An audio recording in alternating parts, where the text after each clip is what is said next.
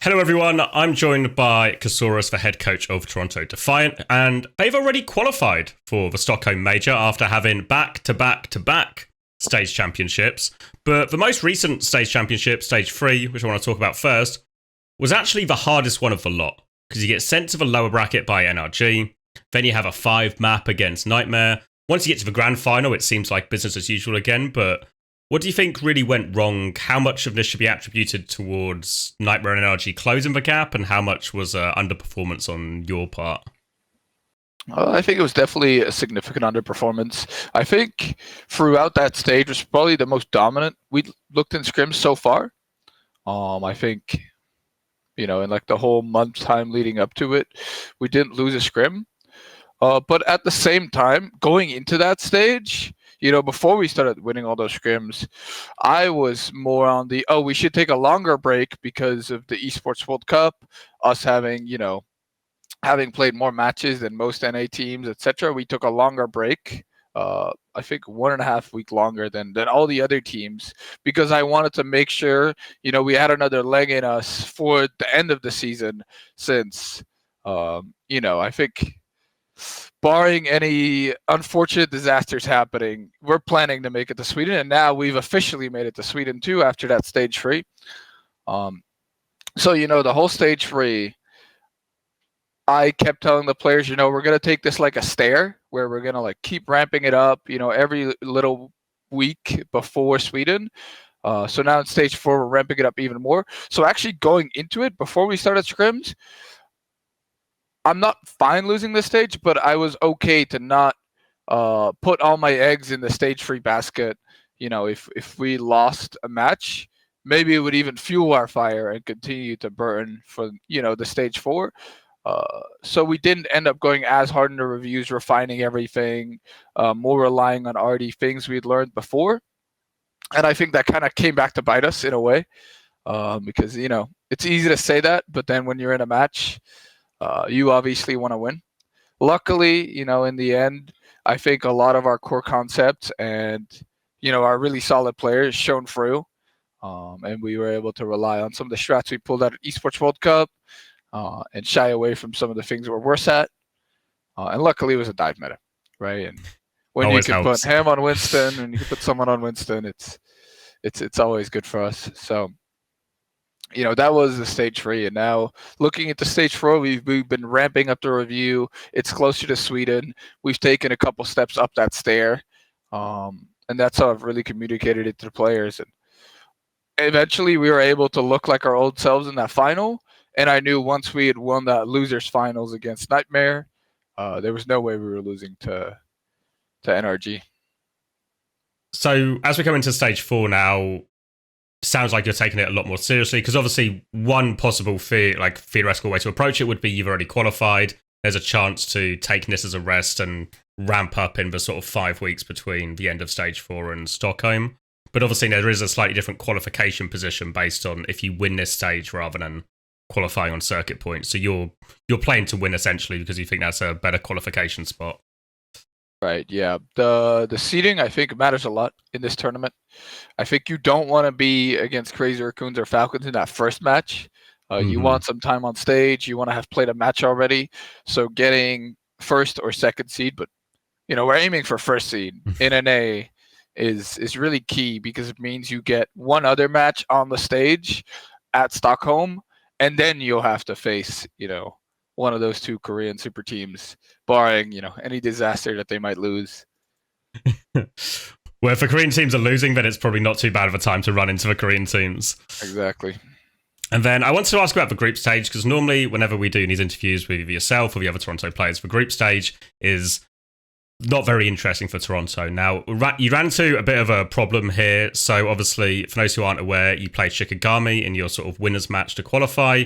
You ended up not having Sugar Free available due to a family emergency, which meant Danny stepped in for a bit. And then Sugar Free was able to return in time for the second half of the series, reverse sweep, everything's back as normal. Obviously, I don't expect you to talk about the issue itself. I think we should respect for privacy there. But there have been a few people who have been critical that they feel Toronto were maybe given preferential treatment in terms of how long they were allowed between maps 2 and 3 mostly in terms of, and I think the start of the game maybe wasn't a rolling schedule. You got the full hour between games as between EMEA and North America as well. So I just So I just wanted to get, I guess, like your Toronto side of it. What happened from your point of view in terms of like the actual, I guess, admin decision itself? So we got the full hour because Shikigami had a college game before that. So we were good on waiting for them. But yeah, so that's what happened. And whilst everything was going on, Lenny flew back to Florida, had a family emergency. I think the big thing was that we hadn't paused the entire game. Right, we wanted to play it out, and honestly, I was willing to lose and just take it next weekend because I didn't want to, call Lenny up, be like, "Oh, come back, we need to win." We had another shot. Realistically, even second seed, I'm sure we could make our way through the double A bracket. So I was fine playing the next weekend. It was just that Sugar Free's parents actually told him, "Hey, your team needs you. Go, drive back right now and go play that match, and then we'll see you again after. We're in a fine state right now." So he did that, and then I communicated that to the admin straight away. And as I did that, I was like, okay, we need to stagger I was just very straight up with them. I was like, we need to stagger for time. There's no way in a real scenario that the Toronto Defiant is losing to Shikigami if we have our full roster. And they were like, okay, don't stagger for time. If you need extra time, and this was all the way in map 1, right? We communicated to them very early on, like what was happening, how much time we needed, what the situation was. And they were very communicative, very good about it. So we started talking about that. And I gave them the ETA for Lenny. And I was like, if I wanted to be this guy, I would use up all my pause time for every map, like every time right now. And they were like, don't worry about it. Don't use your pause time right now. If you need some extra time, we'll add it to it. And we ended up using the 15-minute pause time and a 5-minute extra, which they were okay with since it was like a big emergency. And since they could obviously see that we were communicating and trying from the very start. So in terms of, should we be criticized because we went over the pause time? Yes, probably. And I also would have been okay to lose that match because, family comes first. If they'd given you the sort of like, here's the letter of the law. If they'd been like, you just have to play, yeah. You don't have the pause time, you have to play. We would have played with Danny. We would have tried to win, if we would have won that map. We could have Danny tried had a good Blizzard World. Yeah, we almost won Blizzard World. To be honest, we should have won. It might not have been Danny's fault. That's some other bros. But that's beside the point. I don't think too much extra pause time was added. And I think due to the situation, it's really understandable. And I think that should be for every team, right? Like if there's something that bad happening, I don't think we're in the Overwatch League anymore where everything needs to be extremely finely structured. I think adding 5 to 10 minutes extra for severe situations is really reasonable, and it's not the first time they've made exceptions, right? For M82 back in the time, they allowed extra substitutions because of retirements, etc. Yeah, I think from my own sort of personal perspective, I'm very much of a belief that actually what most people want and what the teams really want as well is, the fans just want to see the two teams play at full strength or as close to full strength as they can. And likewise, I'm sure Shikigami, even though they would have enjoyed the better seeding position, would have rather have like taken you on at full, beaten the real Toronto rather than all these caveats over it or anything like that as well. And I think, to be fair, when I also did the math on like the gap between map 2 and 3, it was just under 30 minutes, which is not actually too disparate from... It's only like, if you were given any extra time, it was probably like 5 minutes at most, rather than like any of the larger numbers that have maybe been quoted. Yeah, and looking back at it now, second seat might have been nice. We faced NRG first match. Yeah, I wanted to ask you, because as much as you had maybe a bit of a scare in groups and could have ended up with maybe a trickier path through the knockout bracket, NRG had a more severe issue in groups and have, as a result, given, well, both of you a more difficult opening fixture. And that's where your bracket starts, NRG on the first day. How do you feel about that matchup? Look, I think in stage 3, we made a lot of these other NA teams feel like they were catching up to us and feel like, we're vulnerable. But I think at stage 4, we're really looking to show that we're still the top dog. And I think looking at everything I've seen and how we're playing this meta and what it's turned out to be, I think this will be the most dominant meta for Toronto yet. Oh, okay. I want to get your thoughts on the meta as well, because I think, obviously, most teams are very much playing a lot of what we saw in Korea and what we saw in the group stage of just Juno, Brig in most places, a lot of Orisa, a lot of Mei, a lot of Genji still being played. I feel like typically when people think about Toronto's strongest meta, it's a dive meta, and maybe Brawl is one where they maybe feel a bit more vulnerable to other teams. Would you refute this then and think actually you're still one of the strongest teams or still going to be very dominant in this meta? I actually feel like a lot of NA and EU teams are just significantly better at Brawl than they are at Dive. So it makes a lot more sense that the gap is closer between like 2 Brawl teams and 2 Dive teams, because I think Dive has such a hard ceiling to play, and when you import a bunch of Koreans, suddenly you become good at Dive. The luxury a lot of these teams don't have. But I think with Brawl, it's a lot more about team coordination. It's a lot more about the finer things. And I think in the past, especially in the last stage with the Lucio, Kiri, Winston that we were playing, we hadn't put in the time and effort to learn it. But now with this, Orisa version being basically hard meta, I don't believe it's the best on every map, but basically being hard meta, we've really put in the time and effort. And when you come to 2 teams that both have an understanding of the macro, then the micro starts showing again. Then those little plays from players start showing again. And I believe with players like Sugar Free on his Genji, with Merit on hit scan, I think he's the best cast in the world.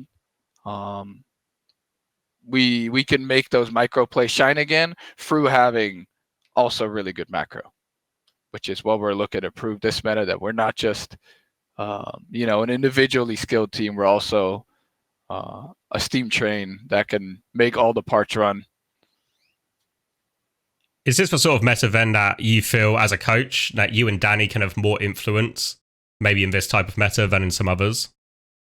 Yeah, I really feel so. This meta is very similar to that Lucio Brig Queen meta that we had in 2022 in stage 3.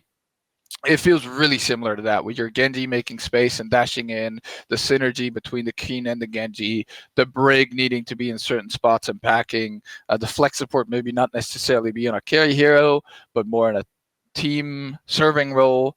I think it really reminds me of that. And, the Shock ended up getting second in that meta for a good reason. I think that's why Falcons are good now in this meta, because it's very similar to that. And that's a lot of the inspiration I've taken to where we can really shine through that blueprint that was already put. And I think that's some of the advantage when you have like a long history in the league. You could sometimes call back on these metas and be like, okay, that's how we played it then. This is the framework. Let's improve on that. And then I was hoping to get your thoughts as well, specifically on Juno as well. We've seen Juno now be played, I don't think, in Face It playoffs, as well as obviously in the group stage so far. How do you think the introduction of Juno has gone and her as a hero? I think what they've done with Juno is like something they've learned from other characters, where Release Life Weaver was really weak, right? So I think they just overtuned Juno, and Juno just does the most healing right now. She does an absurd amount of healing. Her ult is like Kiriko on steroids, right? It's the combination of a fast building ult with a lot of healing with a strong ult. It's really good. That's why Kiriko was good when she came out. And I think they just wanted her to get playtime, and that's what they did. And I think that's really fine. Just hope it doesn't last too long. But I like Juno in general. She is like that ultra healer, really mobile. I think a lot of people, when she came out, thought she was just going to be a sitting duck. that would die to tracers and flankers all the time, but she's actually incredibly hard to hit because of her the tiny exact opposite. Yeah. So it's very hard to kill, and that's why you can play Brig with it because she could pocket Brig and Orisa so good. I think Juno, it's interesting. I think she shouldn't be hard meta for too long. I think that'd be bad for the game, but I think for this stage 4, it's really good to introduce a new character. And also, one thing I'm thinking about, right, for Stockholm, I want my players to be able to play everything, so we could be a really good spot for that. So having to play a new thing in stage 4 is always really good for me because we can learn it, nationally, like against all the NA teams, and then we can take it internationally once we've grown it a lot here. So rather than another stage on dive and then a meta swap, I'd rather have the meta swap right now. So then if you could pick, would you rather the patch changes before Stockholm, or would you rather be on a similar meta to now? I think if I'm looking at the EU teams, I'd want to not play brawl metas. I'd want a dive meta. But if I'm looking at us compared to the Korean teams, then I want a brawl meta, right? So it just comes down to what does the ceiling need to be? And obviously there's better meta for us, right? Like you can think of an ultimate Toronto Defiant meta with like Sig, Alari, BAP. I think that's probably the best meta for us. But I think this is not a bad meta for us. This is definitely like very, very playable. So would I take this over the Mauga meta? Yes. Okay. And then I want to ask a bit about Brig and Juno, because I think as that's sort of become the meta combo for the backline, every team's had to make a bit of a decision over who plays what role. And your decision may be a bit harder than some teams because it feels like you actually have quite a lot of options in terms of Rupal and Vega probably being both proficient on both heroes. So how did you go about deciding who plays which hero? I think I decided very early on. I think Vega's always struggled with the super healer characters. He's better as a damage dealer, actually. And I wanted, I think both supports in this meta are like really healy, right? You don't really have that carry off angle support so much. So I wanted to expand Vega's hero pool. I wanted to get him off. Like his S tier hero is really Alari, right? I think his S tier is Alari, and I think his Lucio and Brig are a little bit below that. I wanted to get another one of his characters to that S tier, and I think he's so young and he learns very quickly. So I wanted to instantly put him on Juno and have Rupal flex around him. Also because Rupal also played Brig in that Lucio Queen meta.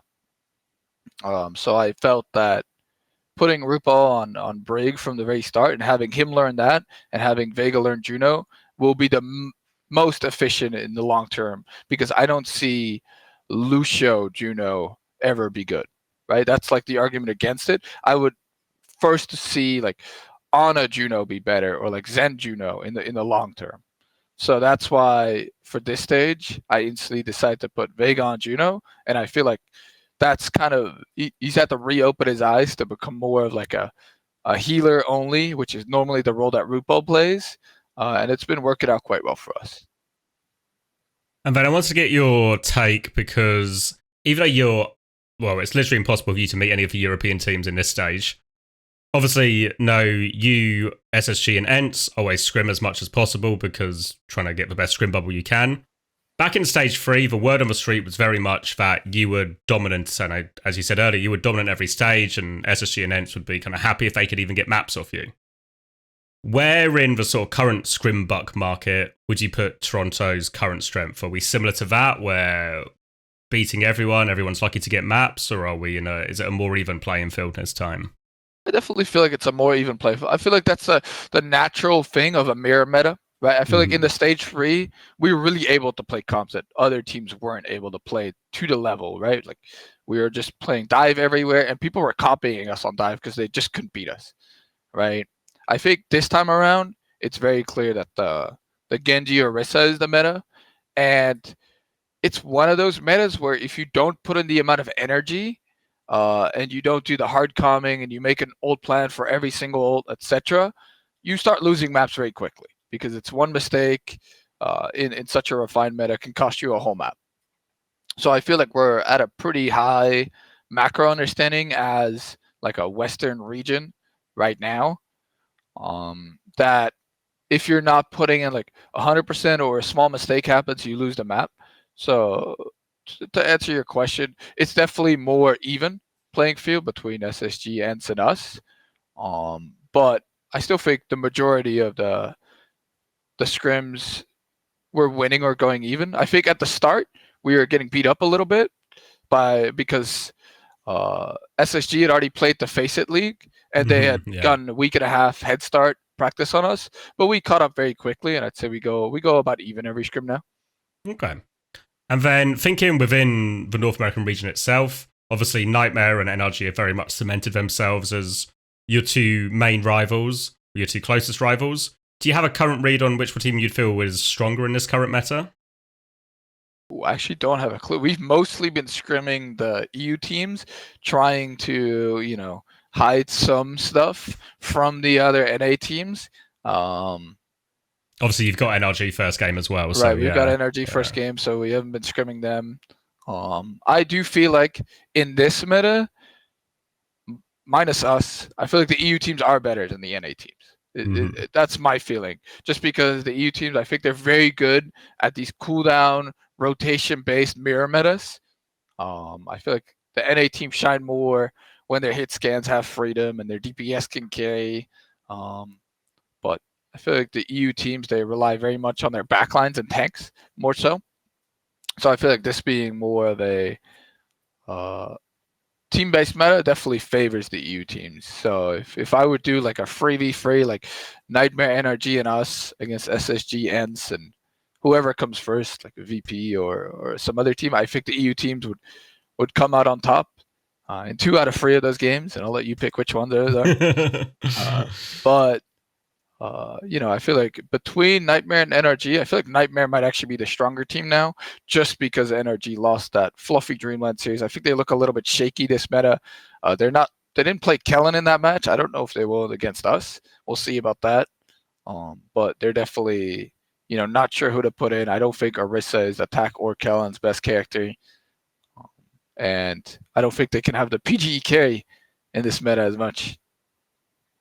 No, definitely. Do you see any of the other teams in North America getting close to what has sort of become this kind of established big three? Like any of the sort of TSMs or Citrus Nation? Looking at TSM's roster at first, I'm like, oh, they're definitely going to challenge for that first spot. But after seeing them in group stage, no, I don't think so. I think it's going to be NRG third, Nightmare second, and us first. All right, then. Thank you very much, Casores. I do appreciate your time. Best of luck, of course, to you in Toronto for the tournament. I'm sure we'll all be watching. All right. Thank you for having me.